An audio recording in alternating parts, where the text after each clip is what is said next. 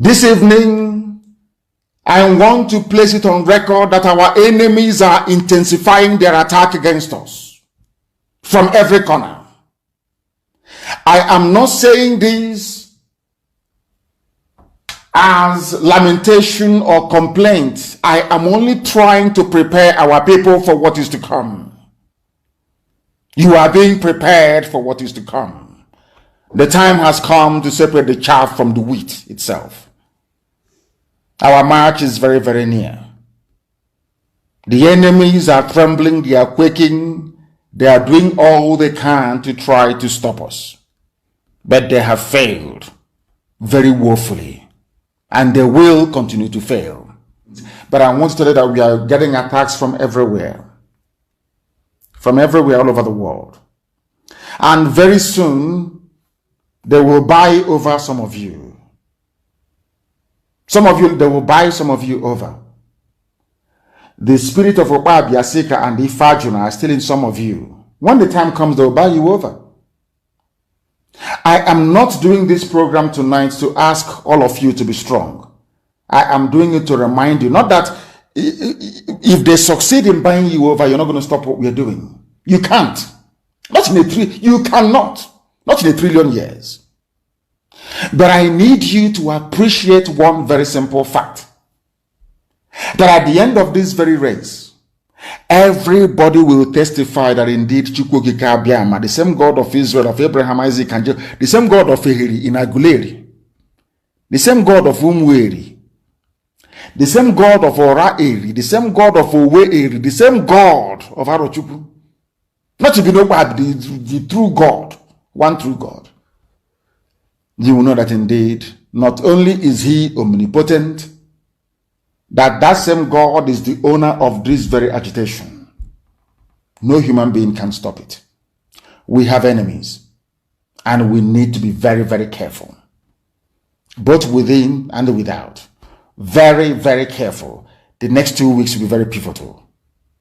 Next 2 weeks will be very, very important in the life, or should I say, in this very mission that we have embarked upon. The devil will do everything. And you are going to watch spectacularly how we are going to destroy and shame the enemy.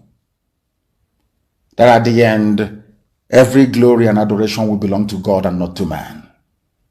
Now let us go and tell you what is happening that some of you do not understand. I want those of you who are hardcore, those who were chosen before you were born. There were some people who were chosen before they were born to agitate for Biafra restoration. This is a message for you. Those who from their mother's womb they were born to do this very work. You must be very, very strong. Because Biafra will open the eyes of black people all over the world. Because Biafra will mean that blacks from America, blacks from the Caribbean, from Southern America, they will all flood into Africa. It will be like the time that Yeshua was born. Biafra is like a light, a beacon. They will follow it. They will say, let us go and see what is happening there. That is what these neo-colonialists do not want. They don't want Biafra to come. I am telling our people so they understand. The mountains, I didn't say one mountain, the mountains in front of us that we need to overcome. And for us to overcome it, we need to be very strong mentally, mental strength. Just like when you're doing anything in life, and it appears as if you are being buffeted from everywhere. That is the time that you no longer rely on willpower or your muscles. You go to your brain to endure and to persevere and to keep going until you overcome. That is the stage we are in right now. To make sure that our brain is in gear to confront everything the Janjaweed has to throw at us. We don't have money. Their budget is over $20 billion to fight us. They can bribe Facebook. They can buy them off. They can do anything they like. They can come to some of you and bribe you off. They can promise you what you've never had before. They can give you maybe a house in Dubai. They can promise you a vehicle. They can tell you, oh, we'll make you vice president. They can promise you anything to make sure that you're like them. But this very IPOB, this very hardcore is not going to move. And I will tell you why we can't move.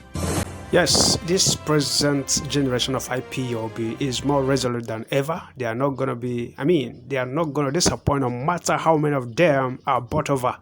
They're still intact. This is one of his broadcasts prior to the storm that hit IPOB, that made Ucheme fall and his likes to be bought over. But then, sometimes we fail to reminisce into our past memories and experiences in the struggle, at least to help us maintain steadfastness. And that is why most people or some people easily give way to, to temptations and trials when it comes, especially when it has to do. You see what he said there. He said some of them will be bought over, some of them will be promised something they never acquired in their life, and that is exactly what transpired. So Nnamdi Kanu is indeed a great prophet of our time. His likes is very, very scarce. We strongly believe the mountain and the hurdles remaining to be crossed, yeah, though big, but cannot be compared to the ones we have crossed already. If you can see in the spirit, you should be able to see that Biafra is actually, a kind of a stone throw right now, but just that it's not trackable.